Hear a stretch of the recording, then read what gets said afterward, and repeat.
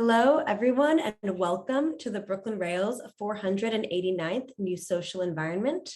I'm Anya, the events assistant here at the Rail, and I have the pleasure and privilege of being your MC today for a conversation featuring Carrie Moyer, Brendan Dugan, Amanda Gluibizzi, and Ksenia M. Soboleva, with an introduction from Phong H. We're thrilled to welcome poet Coco Gordon Moore here to close today's program.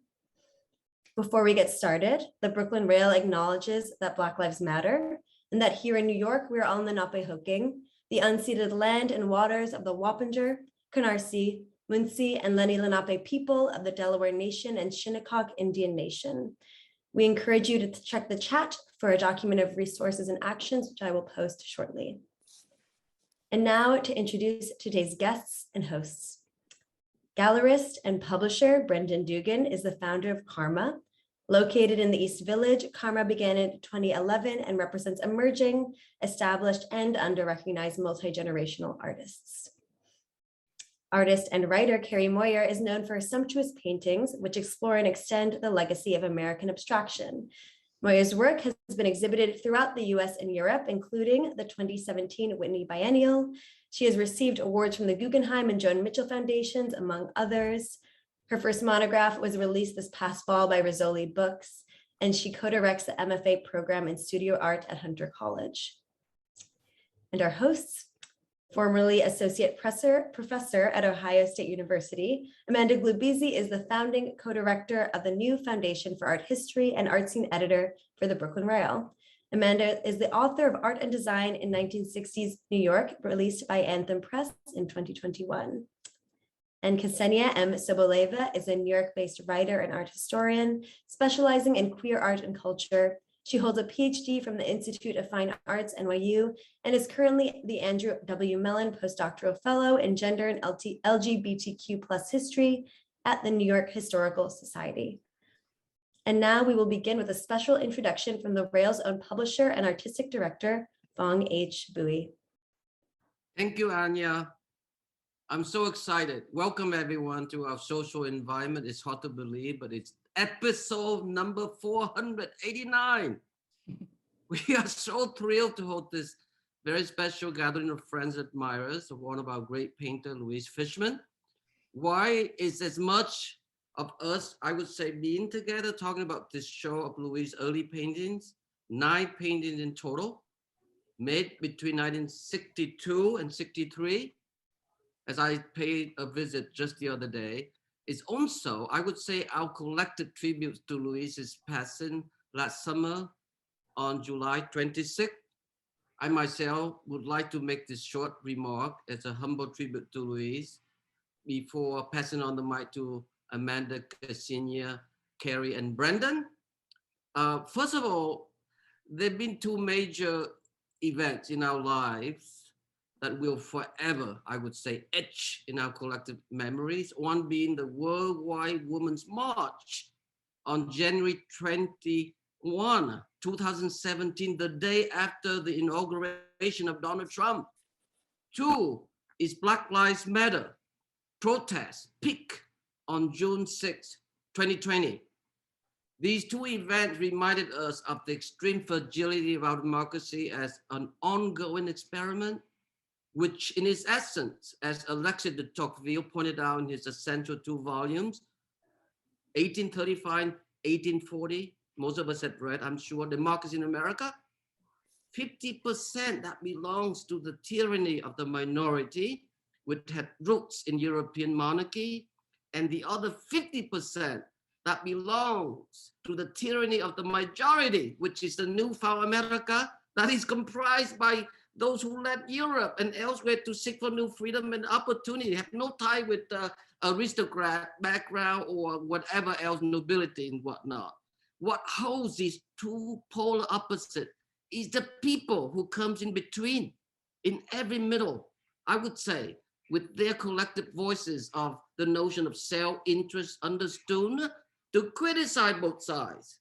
This were the condition that we need to regain, to reestablish at the generation that Louise and her peers stood up and fought so hard for in mid to late 60s onto the early 70s until the Vietnam War ended in 75, namely the civil rights movement that gave birth to the protests against the war in Vietnam and the women liberation movement and whatnot. I remember when I was a curatorial advisor at MoMA PS1 between 2006 and 2009, how Alana Hayes, Leah Gantitano, Tony Gilguero, Nelville Wakefield, many others, was so excited to welcome Connie Burglar's great show, very memorable show, Whack, Art and the Feminist Revolution, the first comprehensive ever historical exhibition that examined the international foundation and legacy of feminist art, to MoMA PS1, 2008.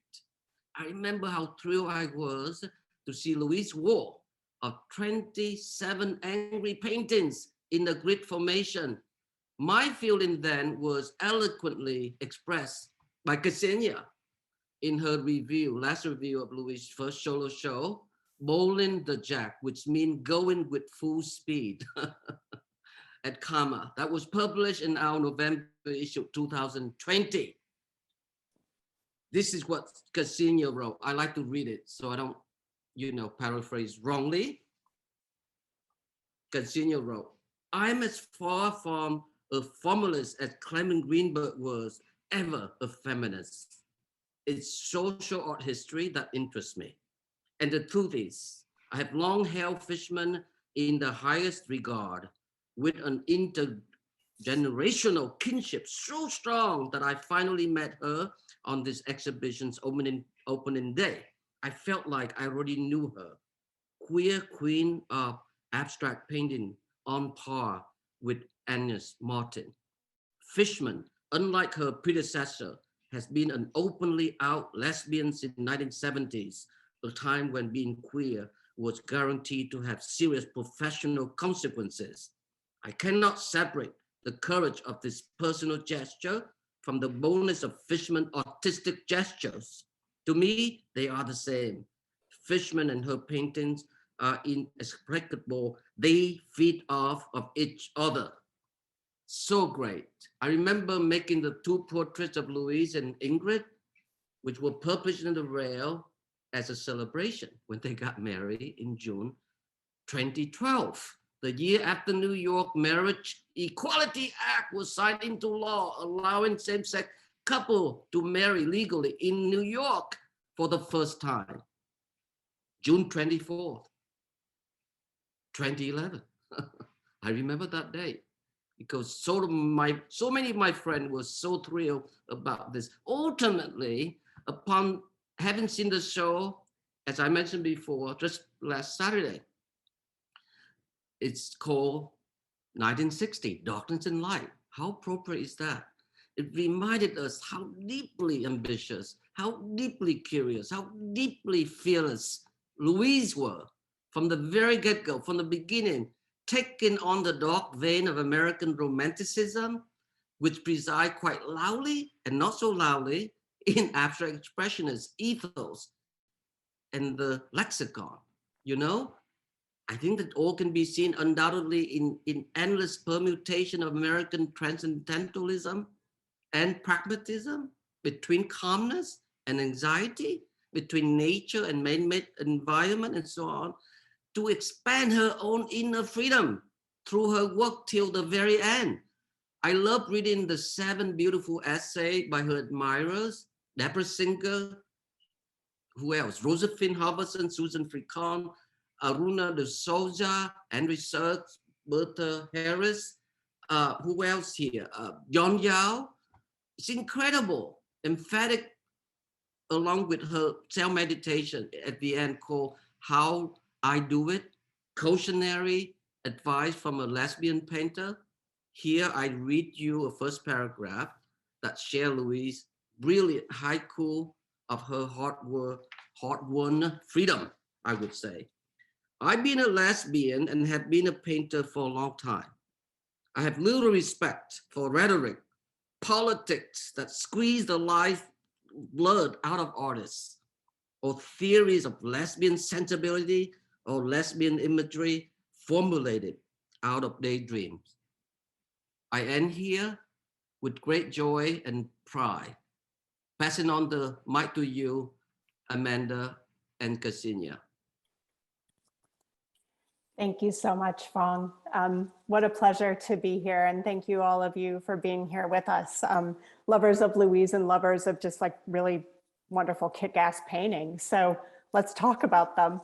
I'm going to start with a question actually about the current show for those of you who aren't totally familiar with her work or who aren't able to make it to New York to see the exhibition. So we want to make sure that we get into that first. And so I'm going to ask Brendan about this exhibition first. Tell us how it came about, how the images were chosen. I know that you worked with Louise and with her partner Ingrid to develop this show. And just tell us a little bit about it's a very, very compressed date range. Everything in the show is 62 or 63. Thank you. I'm so glad to be here and to speak about Louise in the show. Basically, you know, we started working with Louise just a few years ago. So obviously, really a short amount of time, you know, compared to how long she, you know, has been making this. She had made this incredible contribution, and this body of work is basically right at the beginning of that. When we had our first show with Louise, which is, you know, probably a year and a half or 2 years ago now, we had been working very closely with her and Ingrid to create this kind of very expansive, you know, chronological, you know, publication on her work. And this group of paintings essentially is where Louise wanted to start the publication. You know, she was, you know, this is basically 60 years ago that she made this body of work, and she really did consider it the starting point. You know, she was young, but in her mind, this was, you know, this was really her first serious body of work. So we discovered it, you know, I discovered it when we started working on the publication with Louise and Ingrid. And, you know, it was an incredible body of work. Then we had our show of her recent work. And in May of 2021, we had a meeting with Louise and Ingrid at her studio. And these paintings, you know, basically had survived for 60 years, essentially, you know, rolled up, and miraculously were in incredible condition. And we went and we had a fantastic meeting with Louise and Ingrid at the studio in Chelsea. And, you know, this was a very cohesive group of work that Louise had made. So it was kind of, it was very clear. There wasn't, it was very clear that, you know, this was the show, this was this group of work. And it also was a great bookend to the show of very recent work that we had with Louise. And also because it was this first group of paintings that were in the publication, it was a great place to start about her journey, about abstraction, essentially. And I have very fond memories of that day with Louise and Ingrid, talking about the show, planning the show. And it also is a reason that makes the show very special for me, that it really is Louise's show. This wasn't a show that, you know, we had to kind of think about, you know, once Louise was gone. This was her plan. This is basically, you know, her vision, and, you know, the world is getting to see it. So there's something very powerful about that for me, knowing that Louise is here in that way, that she really wanted these paintings to be seen, and we were all just blown away with them. So that's kind of how the show came about. It's remarkable to realize that these paintings were made when she was, what, like 22, 23, 24, something like that. So perhaps a senior in college, beginning graduate school. They're so self-assured already. what do you think that she, looking back on them from 60 years, saw in them that related to her career as she understood it? I mean, it's interesting. Louise, and one of the many things that I admire about her so much, and I don't know if she always had this confidence, but when she saw the paintings, you know, she basically said, wow, I was pretty damn good back then too. And so that was kind of, you know, a fun part of looking at the paintings with her. I think it was also, you can start to see that she knows that she's going into abstraction, and that's kind of the place that she's going to be, you know, dedicating herself, you know, throughout her career. But there are moments of the real world in these paintings, of interiors, of landscapes, of figures, but she's inventing and finding new ways to, you know, explore abstraction and to, in a lot of ways, make them kind of radical images and images that are hard to understand. And I think that's one of the reasons why I'm enjoying this show so much, is that it allows us to continue to go back to them, to each image again and again, and try to understand what she was doing. And there's a mystery in each of the paintings, and I think that also, you know, that's what makes abstraction incredible. But I think she also knew that about this work, that it was kind of sending her, you know, into her, you know, life as an artist.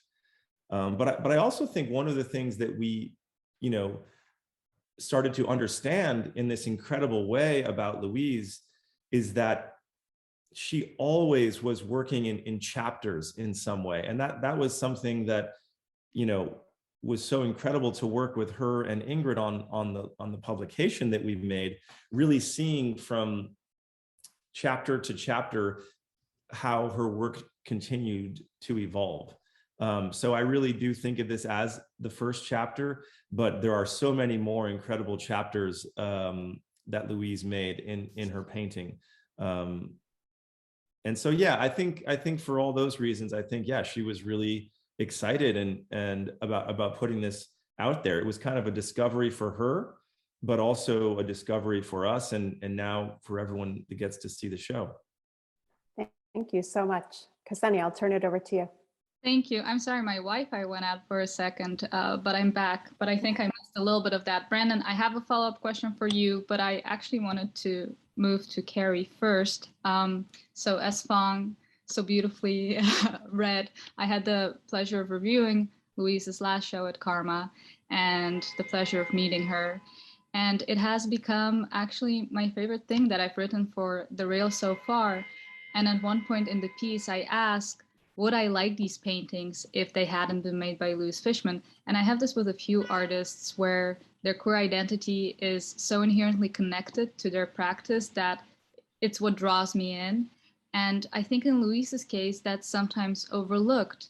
You know, her process of painting really involved the body, its physicality, the athleticism of her body, which was a queer body. And to me, at the core of her practice is this question of how to navigate space as a queer body, as a lesbian body, not only the space of the canvas, but the space beyond the canvas. And in becoming confident as a painter, she was becoming confident as a lesbian and vice versa. And so, you know, to me, those identities are so connected. And Carrie, I wonder if, I would love your thoughts on that. And I wonder if you could speak to the ways in which you, as an abstract painter, think that queer identity and perhaps lesbian identity more specifically can manifest itself in abstract ways. That was a lot. Sorry, let me unmute myself. That would be a good start here. That's a, you know, how many days do you have, Ksenia? That's a great question. I think I kind of want to back up a little bit because I feel like all of the conversations that I've had with Louise, and I wrote about her 3 times maybe. In the mid 2016, I wrote for her monograph at the Neuberger, and then a couple of other articles. The relationship to queerness is so different. You know, it feels like there are these very distinct ways that it has been talked about in relation to the work. Yes, there are these angry paintings, but this is a sort of anomalous group of paintings by Louise, in which she actually has to resort to language to communicate what she's talking about, because abstraction was not a forum for those kinds of ideas, or it wasn't legible to viewers at the point where she's making these paintings. So there's a kind of directness to it that feels incredibly urgent and necessary. I mean, I guess my impression of her relationship to her sexuality in terms of the paintings comes from, you know, growing up in a very homophobic era. And what did it mean to sort of embody ambition as a painter when she was coming up? And, you know, if you look at any of the writing about the women painters of the abstract expressionist era, they were often put into these extremely feminized frameworks, you know, where they're photographed lying on top of their paintings, as Frankenthaler was, you know, looking very inviting in this sort of straight way. And so part of it, to me, I will agree with you on this issue of it going back to embodiment and what does it feel like to be in this body as you're making these paintings, and who do you have to channel to be able to tap into the level of ambition that is evident throughout this work. I mean, we're looking at the work of a really young painter in the show at Karma right now. So I don't know if that sort of starts the conversation about that. Yeah. And I think we can go back to looking at those early works as well. And actually, one of the things that I noticed, and Brendan, maybe this question is more for you, is that they're all untitled. And I know that shortly after this, Louise did become very committed to titling every single painting, and this act of naming became very important to her in order for the painting to have a life. And so I wonder if you could speak to what it meant for her that these were kind of unnamed characters in the greater narrative of her painting practice.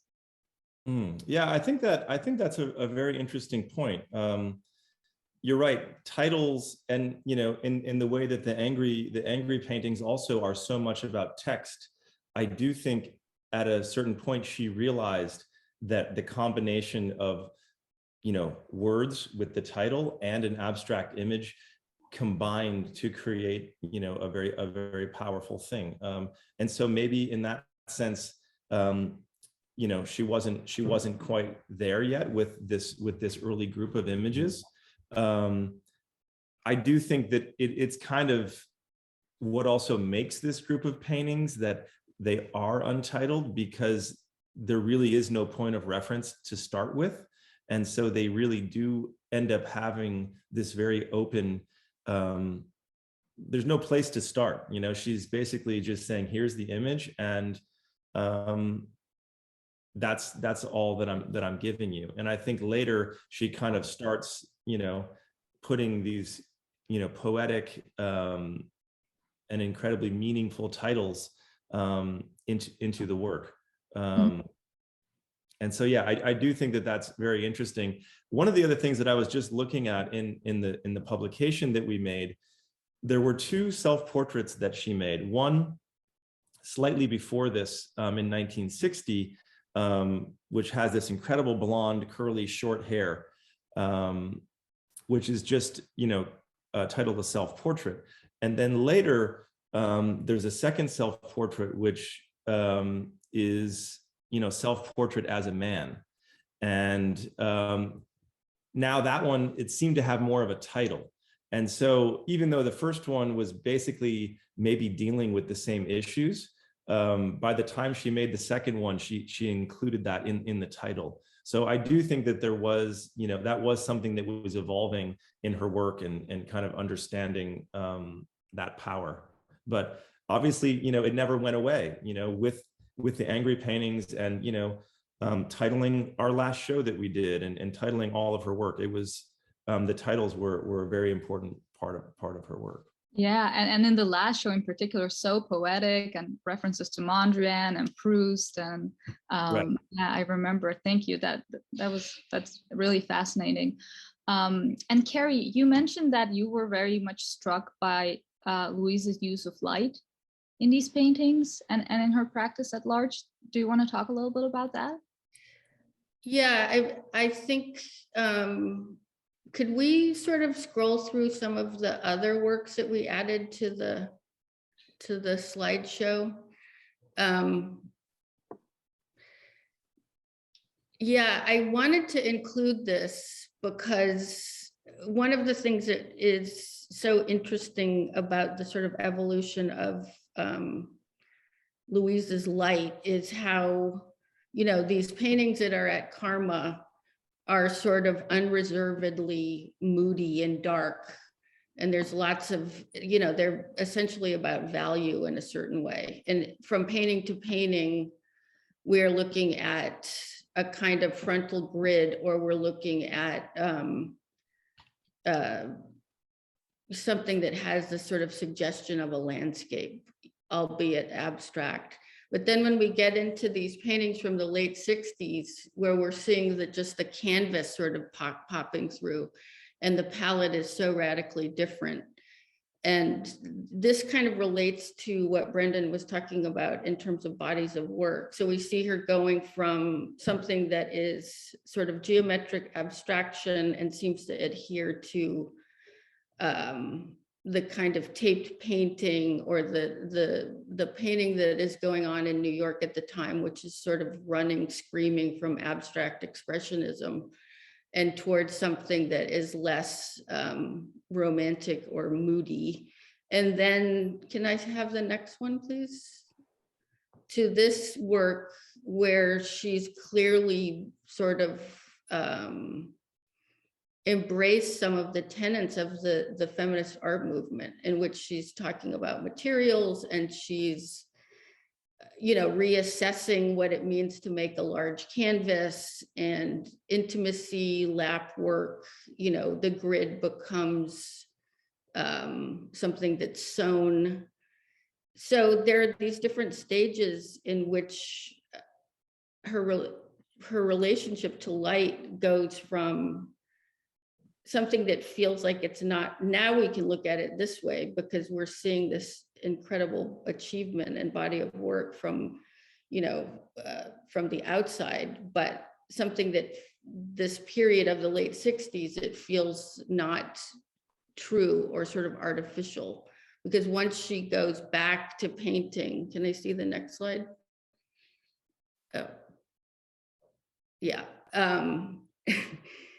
Starting in the late 70s and 80s, when she kind of finishes with the experimentation that came up through being part of consciousness raising and thinking about monumentality as maybe inherently male attribute of American painting or American abstraction, and then rejecting that. You see this sort of grimy urban sense of light come back. It's very melancholy. I think Amanda brought this up earlier, where I used the term dirty. It's almost like you're looking out of a dirty window. And so the blacks and the umbers are sort of dragged through the white and giving it this kind of amazing consistency that travels from painting to painting as she moves forward.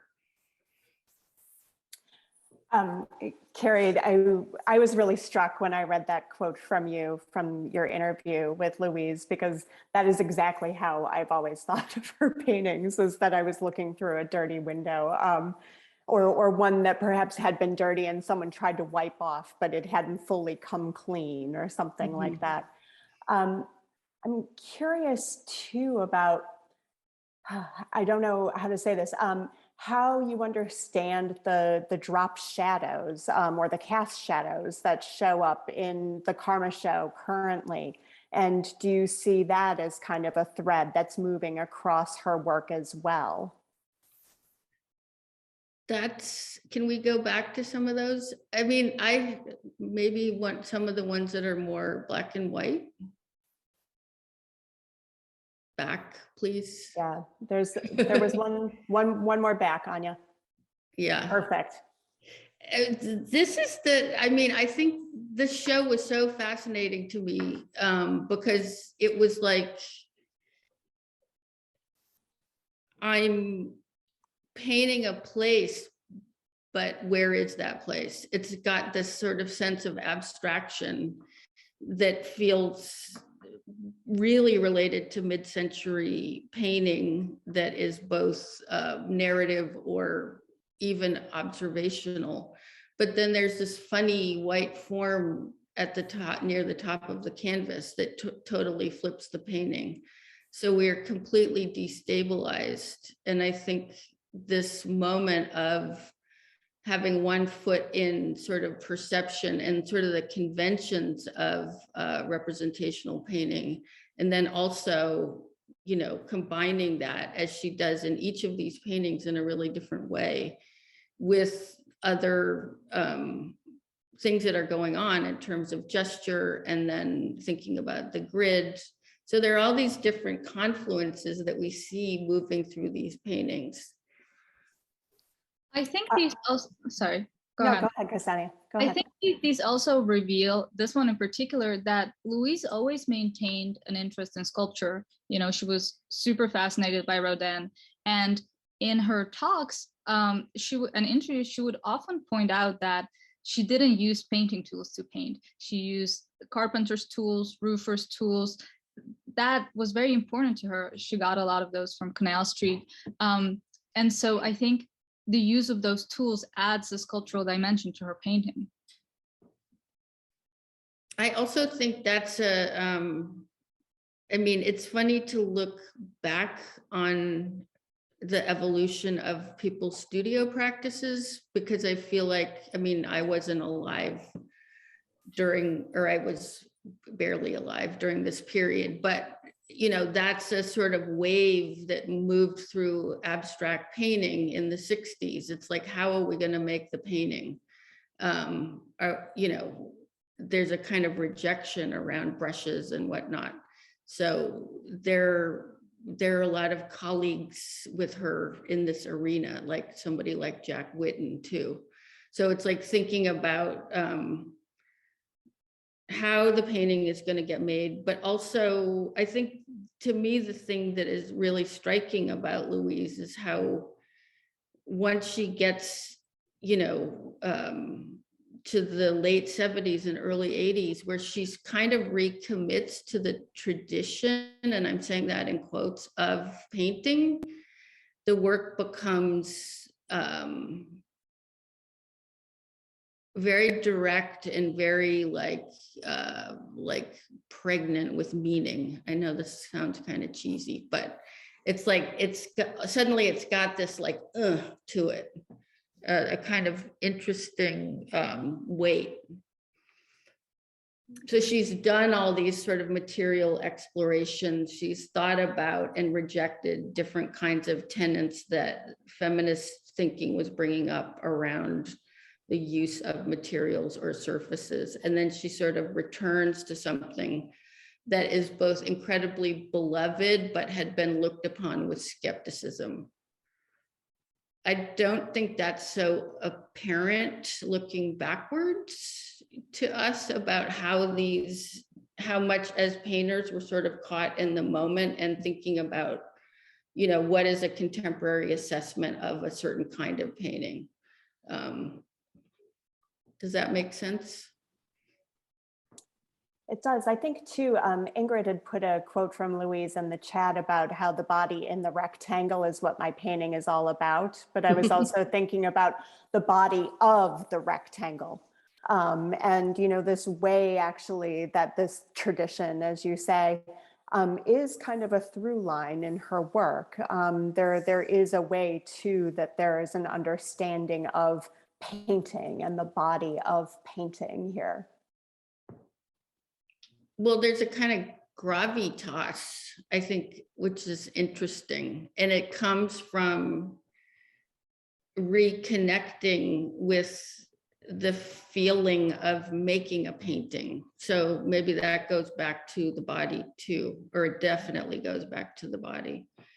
And then what body, the specific body. I mean, just to go back to some of Ksenia's early questions, it's like, I was an art student in the 80s when Louise taught at Pratt, and there was all this talk about a lesbian painter being on campus. Unfortunately, I never was able to take a class with her, but I don't think that discourse was not part of how this work was talked about until recently.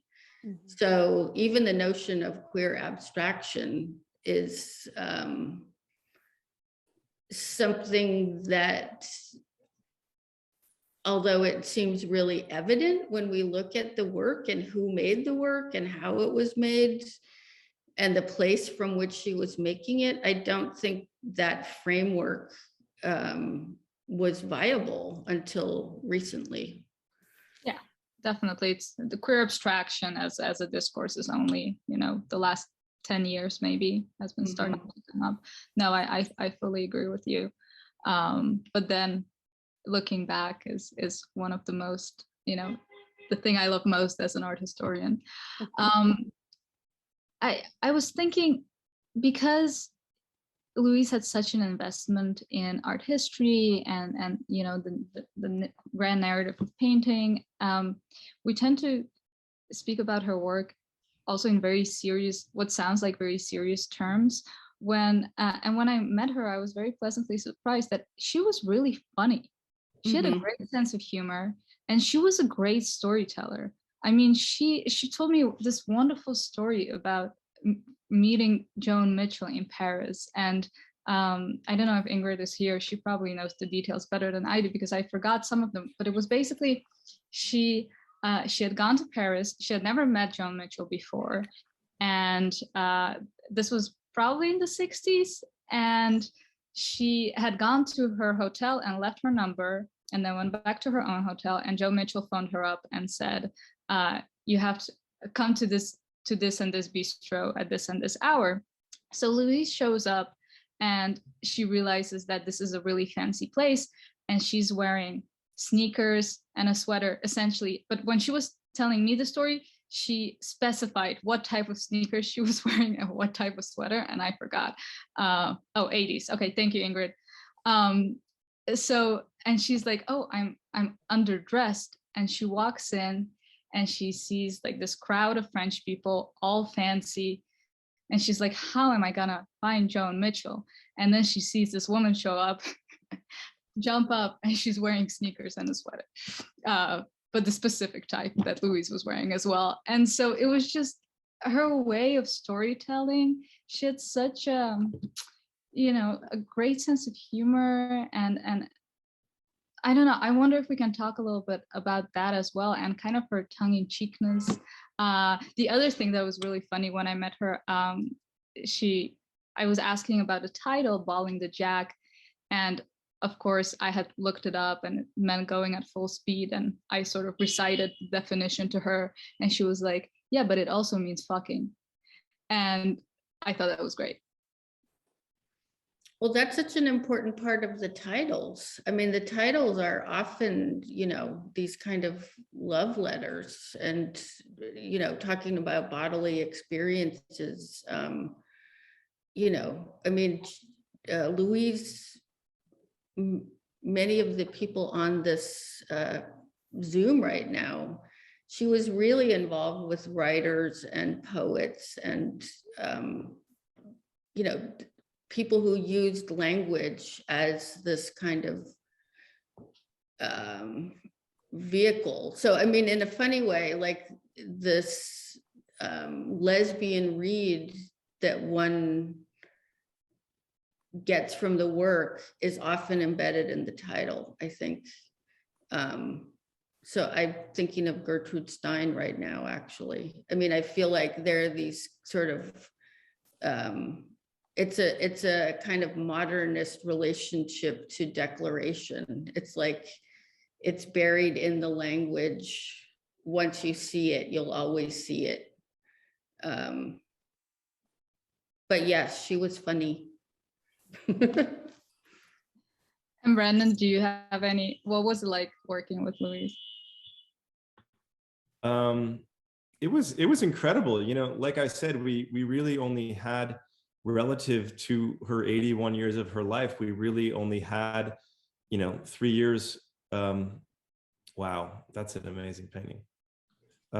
We really only had a short time together, but and it didn't even take you know, months, or it was immediate. You know, I met Louise and Ingrid. We had an opening at the gallery for Paul Mogensen, who, you know, is basically the same age as Louise, and we ended up having a dinner, and you know, we asked if just right there during the opening, we asked if, you know, Ingrid and Louise could come, and they said great, and it ended up just being one of those, you know, long kind of like dinners, and I got the chance to sit with Ingrid and Louise, and it was basically kind of instant. You know, I was immediately interested in hearing, and I was just, you know, you kind of, when you were around Louise, you just kind of hung on every word, every story.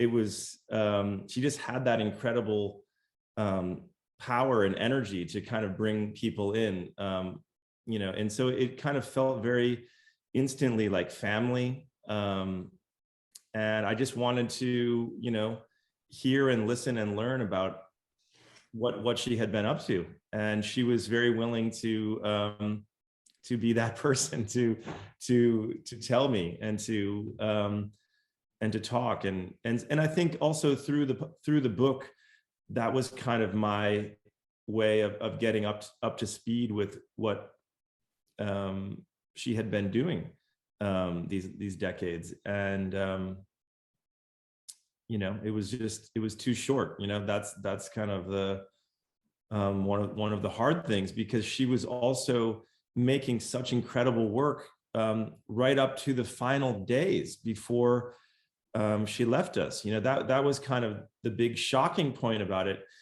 You know, yeah, she was 81, but it never felt like that when we were together. She had so much energy, and she was making incredible work literally up until the days before she left us. So but yeah, it was, and even then, you know, there was, we were having, you know, long talks, and you know, I was always curious about, you know, different people, different friendships, different moments, and she was always willing to just you know, to talk and help, you know, people understand like what had happened.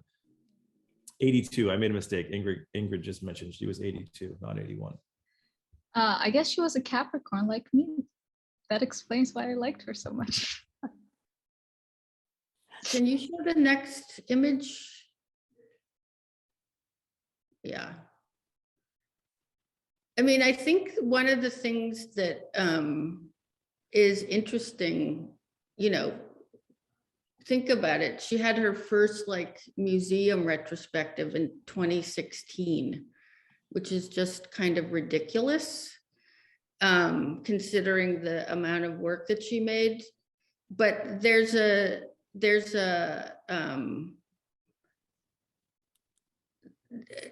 goes back to some of the comments that Ksenia and Brendan just made about sort of embodying this kind of romantic view of the painter. And, you know, she knew it was Joan Mitchell because she was also wearing sneakers. You know what I mean? So there's this kind of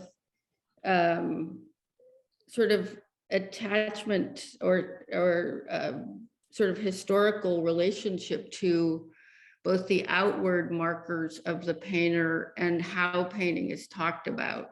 And it becomes this kind of through line of tradition that, you know, I just came from teaching a painting class today. So we're still talking about, you know, the relationship to gesture or to stroke, or what those sorts of things imply, how they are read by the viewer. And Louise explores all of those things in a really deep dive throughout the different bodies of work. Yeah, and I think it's so important to note that it was very personal. You know, there's the feminist cliche, the personal is the political, but and I think the titles emphasize that personal place that these works were coming from. And the very outdated misconception of abstract painting is, of course, that there is no you know, that it's not so much about narrative and storytelling, and her work really challenges that, for me at least. I was really struck too, rereading How I Do It. You know, everybody quotes the same quote, right? Where she says, like, you know, you can look at Hesse and Martin, but if you really want to look at Giotto or whoever, Matisse, then you should do it, because you need to do what you need to do to be an artist. But the lines that really stood out to me were, I try to take the painting by surprise. I begin as if accidentally, although all the while I've been sneaking glances at the work.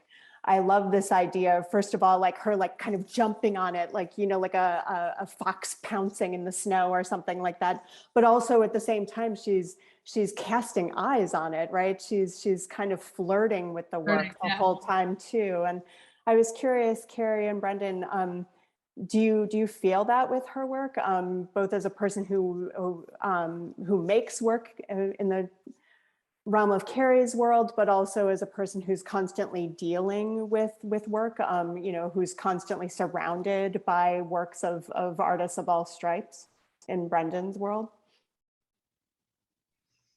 I mean, there's a, you know, the thing that's amazing about this work is the relationship to the moment, right? It's like we're just, it's almost like, how do I describe this? It's like this sort of, you know, last 40 years of painting discourse have been erased in this funny way. And it's like, we're really in this place where the painter is expected to sit on the one chair in their studio for a long, long time and look at the painting and keep sort of responding to the painting. And there's a kind of joy to that kind of looking, because actually you can see her mind, you know, moving, and see her eyes moving as you're looking at a painting like this. I mean, this painting is incredible. The color is incredible. I don't know if, yeah, go ahead. You can kind of see in this one in particular that she was really interested in Max Ernst and like the process of frottage and rubbing, you know, and the physicality of that surrealism. Well, I think all of these, there's so many, there's so much knowledge and history buried in how these paintings are made. It's not that they're about that history, it's that she's aware of it, you know. So it's like, it's come, if you know that, you see it, you pick up on it. If you don't know that, you still have access to this really close, intimate encounter with somebody who's, you know, in the act of making a painting. So, And it's so interesting in this painting particularly, it's a square canvas, right? I mean, it's a format that could actually lend itself to such stasis. Mhm. And yet here it's so frenetic, it's so aggressive almost. I agree, Carrie. I love the hue particularly. It's acidic in this really, really wonderful kind of grimy, oily sort of way. Brendan, do you know if Louise ever resized her canvases? Like, would she ever cut apart?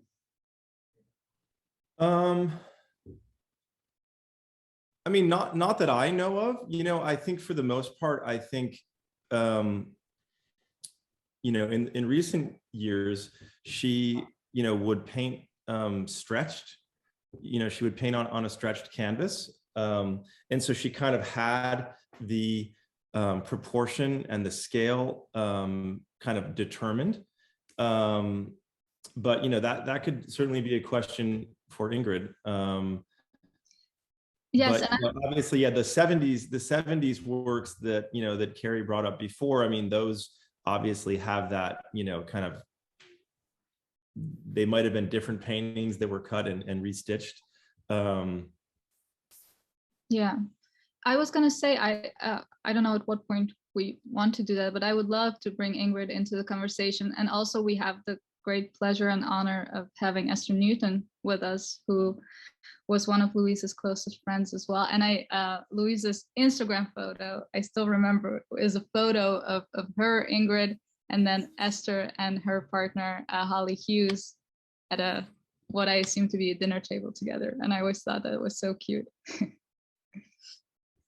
Well, actually, the first time I met Louise was at a panel that my wife organized, that Esther came with Louise, and it was a pairing up of artists and writers. And Louise talked a good deal about the painting Blonde Ambition and her sort of a sort of butch stance in relationship to femininity, and what's some of the paintings were this kind of appreciation of glamour in a sense. I mean, this was the title of a Madonna album, I believe. But also Louise talked a lot about Marilyn Monroe. Maybe Esther can talk about that. Yeah. And there's also a lot of great footage of Louise in a documentary that Giancarlo Musso is making about Esther, titled Esther Newton Made Me Gay. And it has beautiful scenes of Esther and Louise together. I don't know if Esther is still here, actually. She was a second ago. Yeah, Amanda, should we turn it over? Should we open it up? I think we should. Anya, why don't we turn it back over to you so that you can start to field participant questions, and if Esther and Ingrid want to come in and give us more information and more reminiscences, that would be wonderful. Yeah, definitely. Ingrid, since you're here, would you like to say a few words? Hey there. Well, I was just thinking that, but I think most people are aware that there's some excellent videos in the video data bank at the Chicago Art Institute that were made in the 70s. I think in the 70s. No, I'm not sure. I know there's two. One of them, or maybe both of them, are right now at the Granite Art Museum, where Louise is having a major, like 125 item work. I mean, pieces of work on paper at the Granite Art Museum, which is, in my humble opinion, one of the best curated shows I've ever seen. So, but there's also, if you want to hear some of her talk about her own paintings, I think there's a video from a lecture she gave at Granite Art in 2000, I think it's 2019. And in terms of her cutting up paintings, no, she didn't adjust paintings. And the way she would order new canvases, she'd spend a lot of time just looking at the walls in her studio and sort of walk around, take some paint cans, and then she'd sit down and just jot off what she felt she needed. She'd had the same stretcher builder, Jeffrey Simon, since it seems forever, certainly since the 80s. And when we were up on the farm this past couple of year and a half, Jeff, who lives up there, came over and brought paint stretched canvases for her. And she actually was able to work up there despite the fact that her studio there does not have heat. So in the winter, I created a studio for her upstairs in one of the bedrooms on the farm. And she seemed to function really well. She loved the farm, the best place. It's the place where she felt the most at home. Thank you for sharing that, Ingrid. And Esther, I would love to hear from you also what it was like to know Louise in the 60s. I don't know if you're. Well, we met in 1969 at a Christmas party. And Louise always loved this story about how we met. She actually, it was a lesbian Christmas party, and she was there with her friend Bianca Lanza. I don't know if Bianca's here today, but Bianca knew Louise even before I did. And Louise, I see this in her painting. Louise was a wonderful dancer. She really, you know, it's not like she had a huge repertoire, but just the way she could move her body was just so sexy. And anyway, she came up and asked me to dance. And I had just broken my knee. I was just getting over it. And but I thought she was so gorgeous.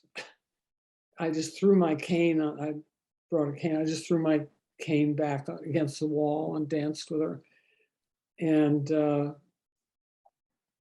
even then, she was a totally dedicated, absolutely dedicated to her work and to painting. And that caused some problems in our relationship, because at that time, my image of what I wanted was more cozy couple kind of thing. And Louise was, yes, eventually, she learned how to integrate her, or maybe she picked better partners, I don't know, but she learned how to integrate her absolute dedication to her craft and her art with having a relationship, which is not the easiest thing, you know, because I certainly felt like, oh, I'm not first, you know.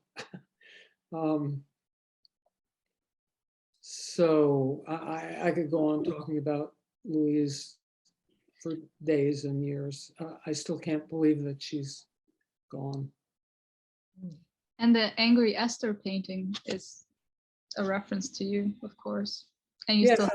and I actually own that painting. She gave it to me. Yeah, yeah. You and I discussed that. Yes, I had the pleasure.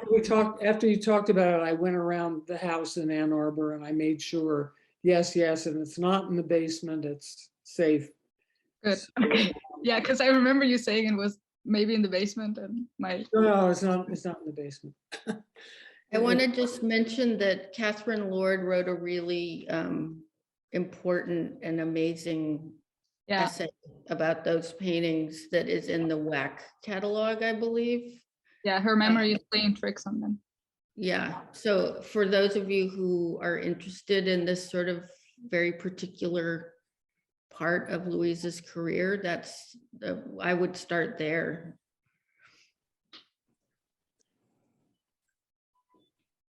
She also, Catherine Lord also wrote an important essay. I think she did it as a lecture at Neuberger, Portrait of Myself as a Man, and an expanded version of that is in the catalog from Granite Art, the current museum exhibition, and it's really fascinating. Louise was lucky to actually see an advanced copy of the Granite Art catalog. So fortunately, she didn't see the show, but I know she would have flipped if she had seen it. I certainly did.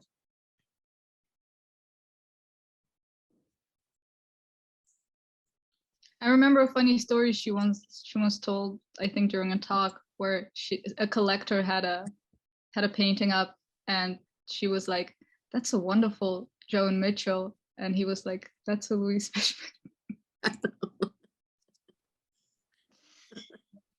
It's funny.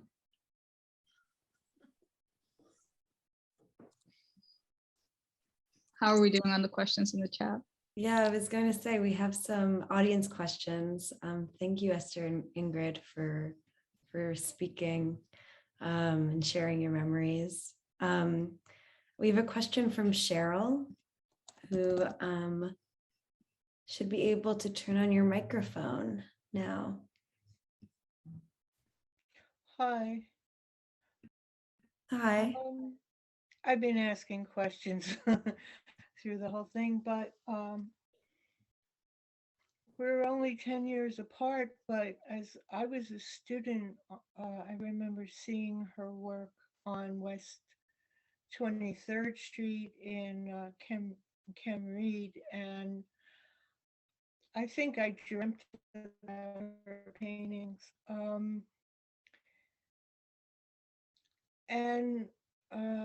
Well, the question that's now in the chat is, I understand, at least from somewhere I read, that she would sit Zen meditation. She basically would sit Zen and paint. And I guess Ingrid might know that. But that's what I read. And She studied with a teacher for 20 some years, insight meditation, Buddhist meditation. She actually started meditation because she was so anxious when she was going to have her first solo exhibition at Nancy Hoffman in the 70s. And Nancy told her, "Here's what you should do." And she told her to learn transcendental meditation. So she did. And then when she had a fire in the late 80s, early 90s in her studio upstate, she realized that she needed something more than what she had been doing. And so she joined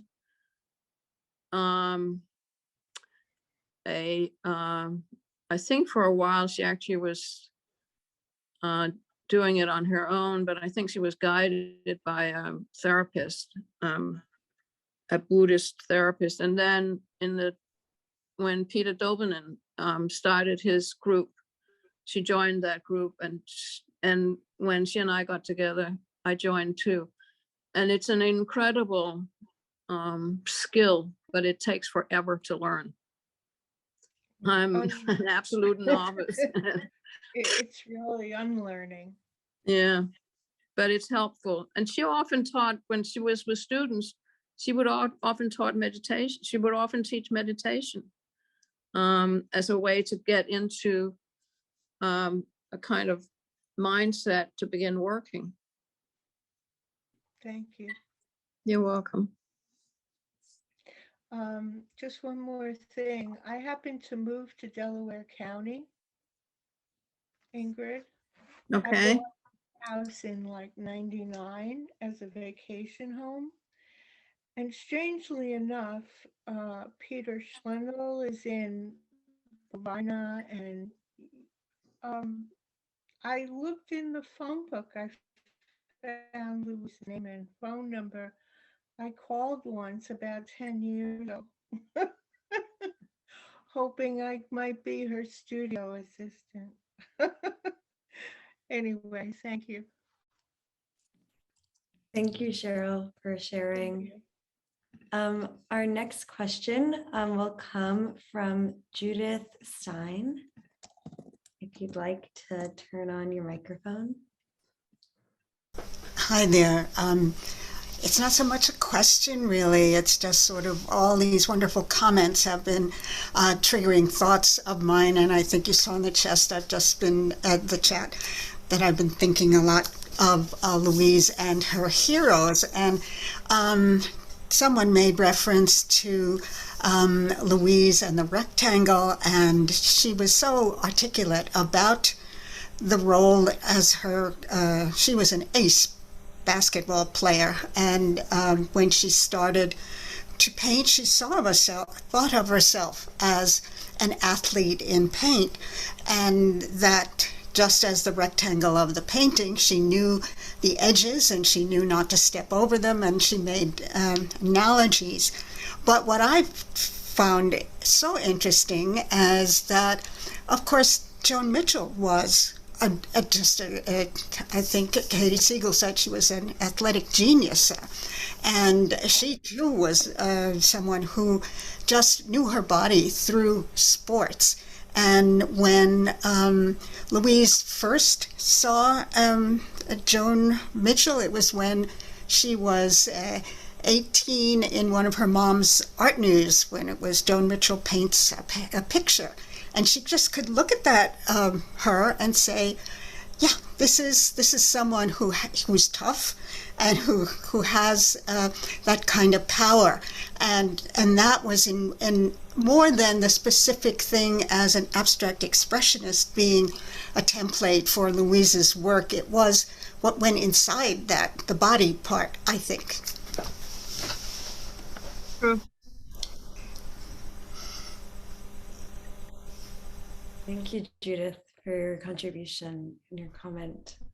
Our next question will come from Marie Berkdahl, and you can turn on your microphone. No, that's okay. I already got my answer. I was just Okay. asking when she was in Italy. Thank you. Great, thank you. Okay, we'd love to go now to our very own Phong. If you'd like to ask a question now. I just want to add to what my friend Judith just mentioned about Joan Mitchell. That was Irving Sandler. You know, Art News used to send out artists, sometimes art historian, poet to interview artists. That was the so-and-so paint the pictures, one of the great legacy that Tom Hess had created. And that was 1957. And it was Irving who came and spent time with Joan Mitchell. That's a very, very episode that you refer to right there, Judith. I want to also shift a little bit here, just on the focus on the show again, what we see the 9 paintings. I think it's important to sort of set up the way that she moves so fluidly. You know, if you see where there were themes, you know, there were, for example, nature, still life, and interior. So nature means landscape, interior, and still life. She undertook all those motifs in those paintings. If you see one of them, very much reminiscences of what she was trying to get the painterly eloquent, the painterly touch of Manet, as well at the same time thinking of Arthur Bidot, which is the still life, very much a cell-like form there in the middle. It's so interesting that she do at the same time with this is 1 year stretch. It's remarkable how she was thinking of the school Paris at the same time of the New York school. And I think it's also interesting to look how she began to navigate in abstraction. As Carrie just pointed out, she was undertaking Liebenkorn, Ernest Briggs, Edward Dugmore in the West Coast, pretty much the same time, a little bit before than she was. On the East Coast in New York will be Milton Resnick, Michael Goldberg, Alfred Leslie, the same time as John Mitchell. And you see that so clearly in the palette. The other thing that I want to also bring up is the late dog painting, the black and white painting of Willem de Kooning, which set forth this whole appeal to black as a palette, predominantly black, which is the Kooning first show, I believe in 1948 at Charles Egan. That was super important to the way that Louise somehow, even a later year, persists on all of that incredible, luscious and brutal, aggressive use, and yet so lyrical and simple of the color black. I really interested that to see that it's already predicated from this body of work, 9 paintings. The other thing that I like to mention is that you are right, Amanda, to point out that painting out that iron string early on being a square format, which is so, so explored by Bob Ryman, by Ernest Moore, mostly minimalist people. A neutral painting, which is square, which they learned from Mondrian. But it's so interesting that he took on that painting and made it so loud and so alive, contrary to all of that, to what they was doing. I think for me to come away to see this painting is to see the progress, what Brendan pointed out, many chapters. Very few painter or artists we know that will be so fearlessly taking on different chapters in their lives. You know, that's a lot of, I would say, courage to let yourself be that vulnerable. But you're right, Carrie. She always had the alchemy of the paint under her belt. She knew the alchemy of the paint as a material. So to transfer absorbing information and make information into knowledge, and then stretch it out the decade, 3-4 decades, and brought into fruition as embodiment, as wisdom. I think that's exactly what, when I look at the late works, because I think the late works also refer to the grid early on that she kind of neglected for a while. But when you see it in the painting that I love so much in the show is the interior, very a la Matisse, when Matisse in 1913, 1914, trying to catch up with Cubism, with Picasso, because Picasso being younger, but he was behind in understand Cubism. I'm sure you all remember that great John Elderfield show at MoMA. It's called Radical Invention. And I think that painting anchor into the full understanding as a young painter at that age. It's impressive. You know, it's like, yeah.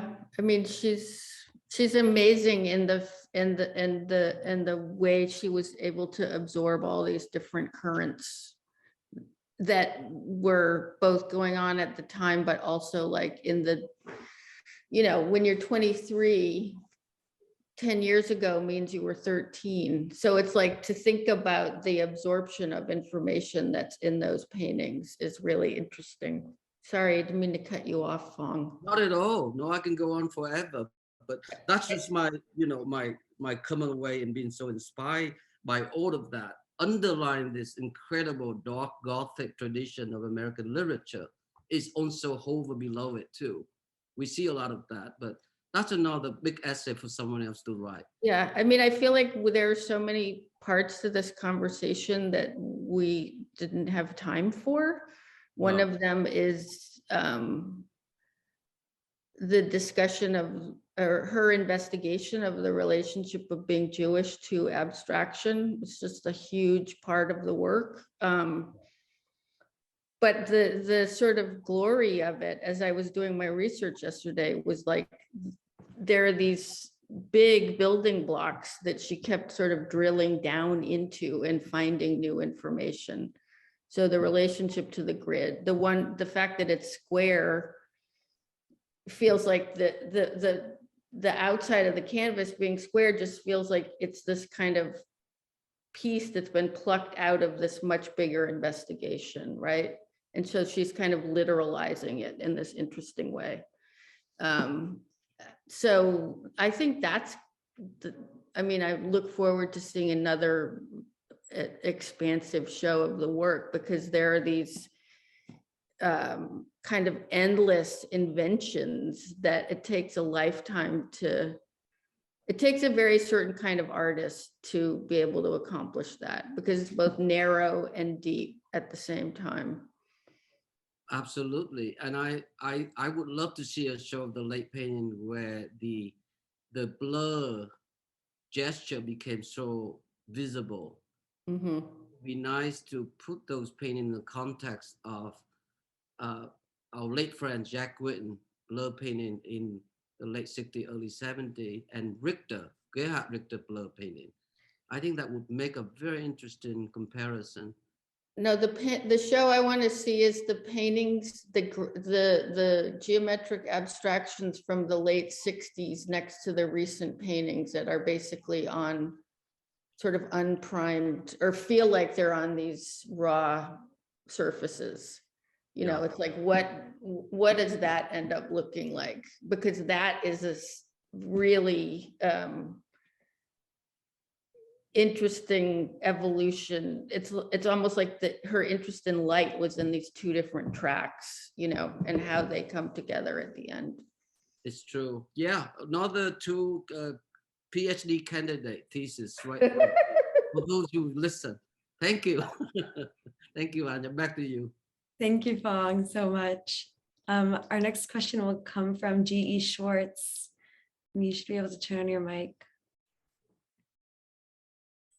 Thank you so much. I think my earlier question is actually, when I listened to all closely to everyone, I think it's been answered, but I have another real quick one maybe. It seemed as though we just seem to turn a different corner here. One that I'm very much interested in is the occult tradition, perhaps. And that is, I'm looking deeply at these early paintings and I'm seeing such a wonderful amalgam of forms and structure and gesture that are very close to later forms, obviously in things like Golem and Dybbuk and these traditional occult forms. If anybody could speak to any of that, I'd appreciate it. Thank you.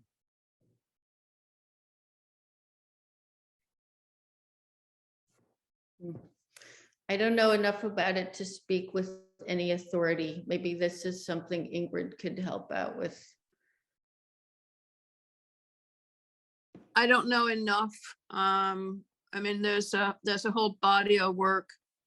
But I think, I mean, any of the identities that she felt were part of her, I think they're always in the paintings. And I think that it's, you know, you can emphasize it through this or that, but I think my experience of Louise was that she was that everything was kind of connected.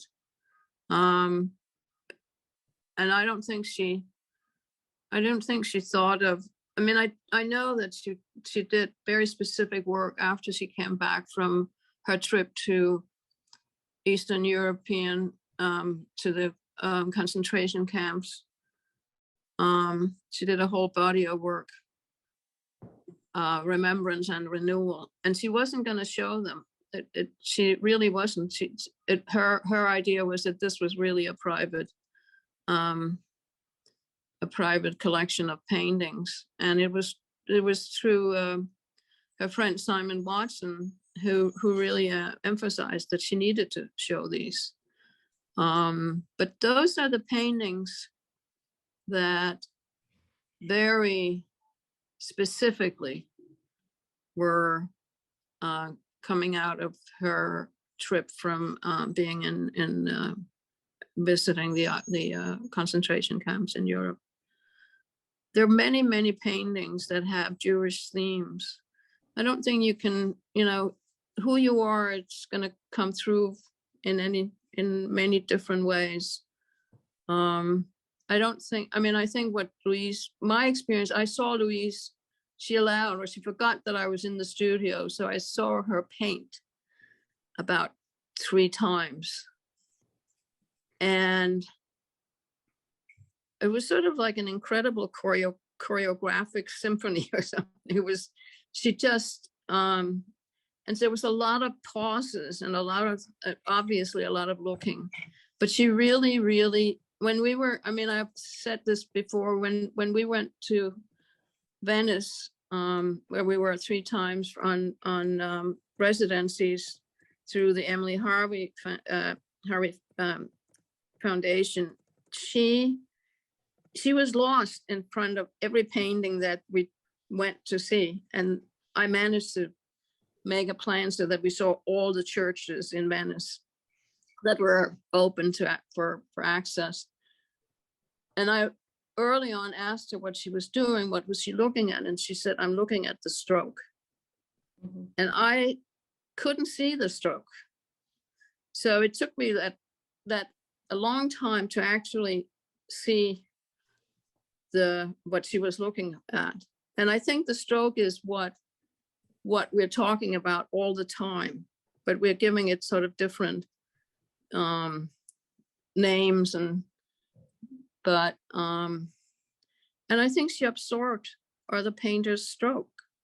I think she really did. And that's where what I used to think that she was sort of channeling art history through the stroke.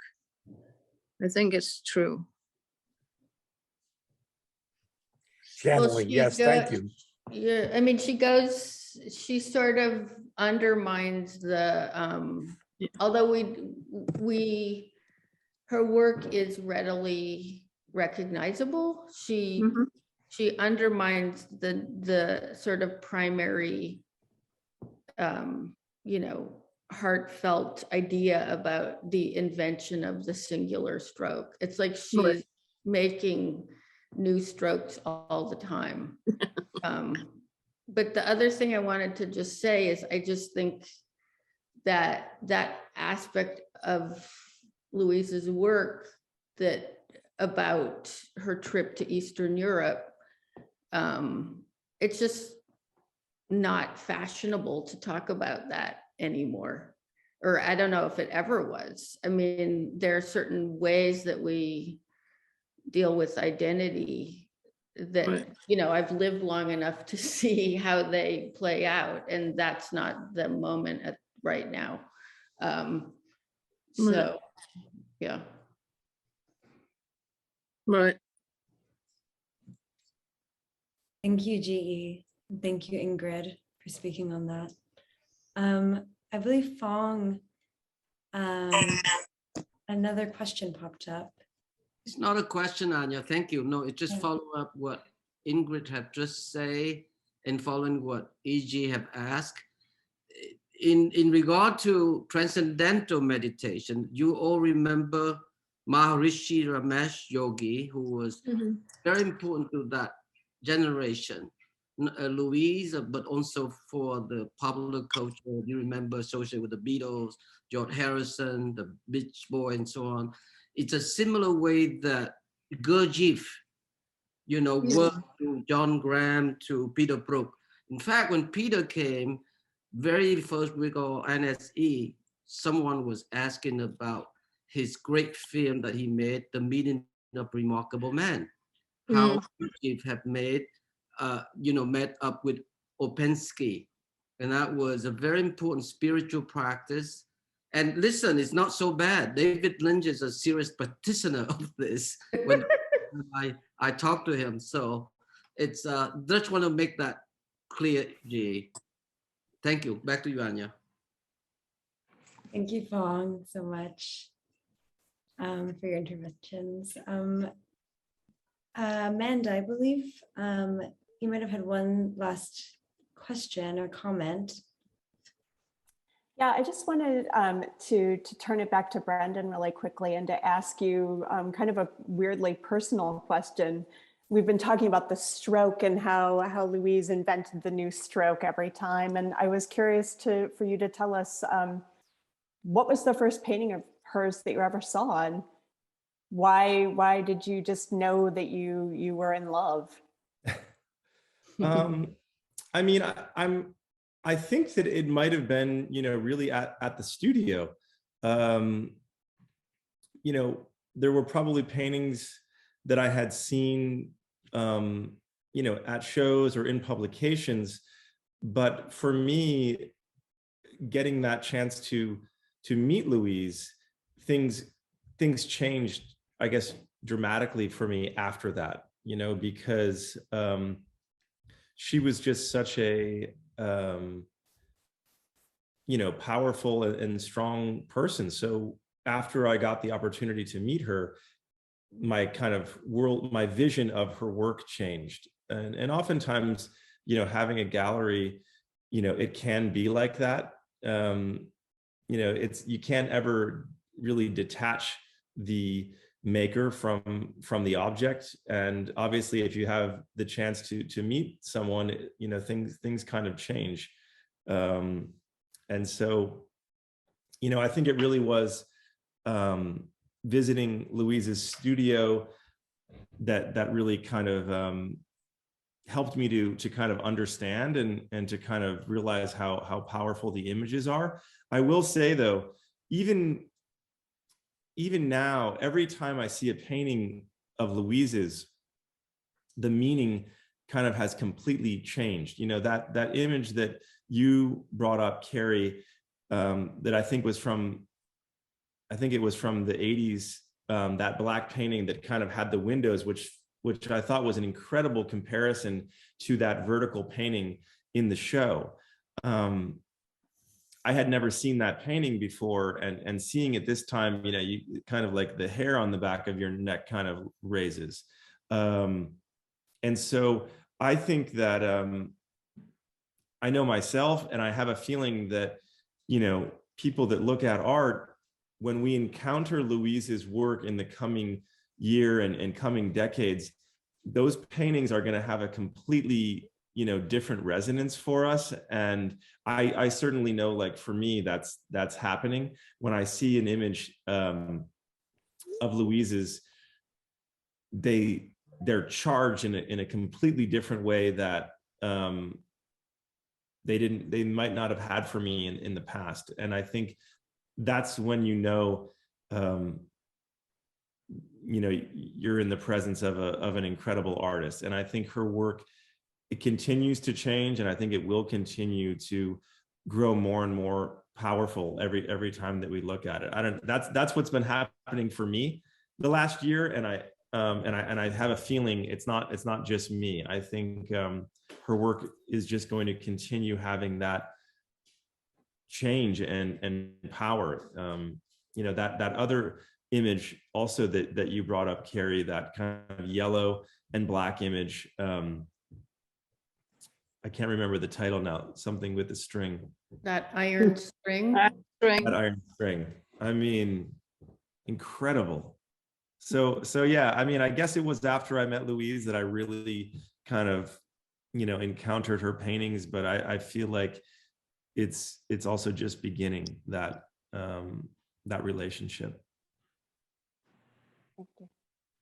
Thank you so much, Brendan. I feel like that's a beautiful point to close out on. Just want to thank you all for being here today, for all of your questions in the chat. I'm sorry we couldn't get to every single one, but we're reading throughout the whole thing, everything you're writing in the chat. So thank you so much. And at the Rail, we have a tradition of ending these events with a poetry reading. Today, I'm thrilled to welcome our Poet Laureate of the Day, Coco Gordon Moore, to the stage. Artist and poet Coco Gordon Moore lives in Brooklyn, New York. She's a student of the Poetry Field School and Cool Memories. Her work explores classic themes of sex, the struggle of pleasure and death. She is the author of 2 chapbooks, A Sketch of Romance and Today I Hate the Sun. Her work has appeared in Shitwonder and Apology Mag, and her new chapbook, Waiting Room, is forthcoming. So please, Coco, close us out. Thank you so much. Thank you for having me. That was such a cool conversation to listen to. Loved hearing all those stories. I'm just going to read 3 poems from a new series that I am working on. Okay. This first one is titled, I'm Waiting to Be Delivered to Evil. I run to death with my book of verse. I want death to give me back some notes. Flipping through the pages of my manuscript, death tells me it's my duty to kill myself. I think death is joking around with me, trying to give me a hard time. I told death I'm thinking of joining a cult they might know. It's called the Devil Worshippers. Death looks up annoyed. Death says, oh, the lovers of evil, they're a joke. Goes back to editing a poem and crosses out a line about courage. Death is a book clerk by day and a poet by night. Death is an estate. Death tells me only depressed people join cults. That way when they leave, they have reason on their side. Death has finished reading my book of verse and says, whatever you do, don't come back. I liked that line about courage. I came back.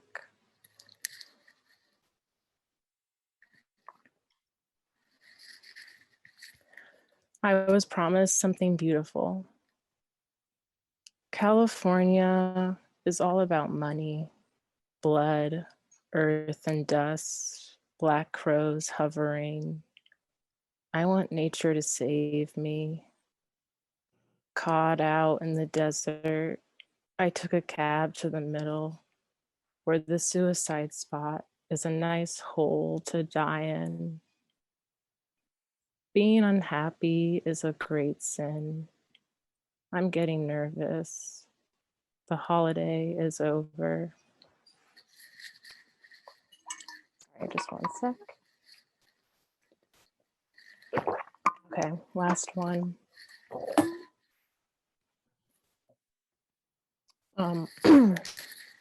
Underworld. In hell, everything is cool. Like, I'm the person I've always dreamed of. I'll work hard with intention, hate sucking dick to completion. It's my sin. I never know what to do when it's over. I'm trying to decide where in hell to live, stuck between a city and a sea. Can't make up my mind. That's another sin of mine. I met someone in hell. They offered me a small bowl they made in the crafts area. I keep my pennies in it and nail clippers. There is no true chemistry in hell. Hell is movement. Hell is Freudian obsessed. I think about my friend Mary and what she said about causing a man's death. I made him go down in that hole to the darkness. Man, hell would love her. That's it. Thank you. Thank you. Thank you so much, Coco, for your reading. And thank you, Carrie, Brendan, Amanda, Ksenia, and Phong. Thank you, Ingrid and Esther, for sharing your beautiful memories today, and for everyone for asking your questions in the chat. Just this has been a really wonderful event. So thank you so much. Thank you to Karma. We encourage everyone to view our archive of these conversations on our YouTube channel, and this will be uploaded shortly. And you can join us tomorrow for a conversation on ways of seeing, 3 takes on the Jack Shear drawing collection at the Drawing Center. We will conclude with a poetry reading by Steve Levine. So you should now be able to turn on your microphones and say thank you and goodbye. Thank you, everyone. Thank you. Thank Thank you. you and Thank goodbye. Thank you all. Thank you so much. Thank you so much. Thank you, Brendan. Thank you, Carrie. What a beautiful Thank you, Monday. Amanda. Thank you, Esther. Thank you, Cassidy. Thank you. Thank you. Thank you all. It was amazing. Thank you, Coco. Beautiful. Thank you so much, you guys. That was wonderful. And now, gotta go see the show. Talking and seeing is integrated. Thank you, you guys. Let's go see Mom. Absolutely. Thank Much you. love and courage, and let's go have lunch. Yes. Ciao, you guys. Thank you. Thank you, everyone. Thank you very much. Bye. Ciao. Bye, everybody.